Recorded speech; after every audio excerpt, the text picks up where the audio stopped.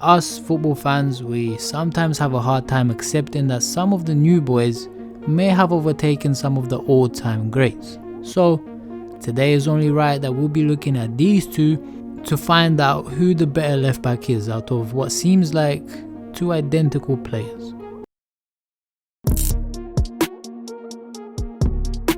Before I dare make this comparison, I want you guys to understand what Roberto Carlos still means to even the younger kids, especially in Brazil. Not too long ago, Marcelo shared a story about the time when Roberto Carlos himself visited him at his home in Madrid, just to hang out.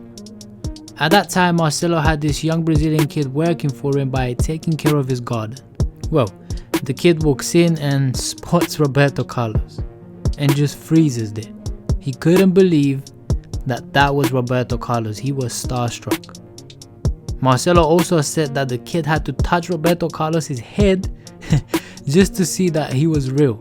That is what being Roberto Carlos means, especially to football fans. And now, let's compare these giants. Now, when it comes to the stats, I want to focus mostly on their time at Real Madrid because Roberto Carlos played a total of 527 games and Marcelo, until this very moment, he's played 517 games. So it's actually going to make for a pretty fair comparison.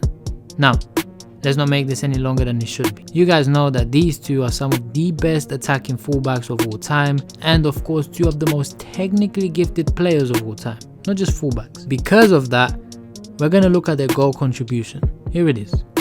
One has scored more and the other has assisted more, but when you add it up, this is how it looks like. The great Roberto Carlos wins this one. Now, career trophies. These guys are also some of the most successful players of all time, period. Here are their trophy cabinets, and I want to ask you this. Which one would you pick?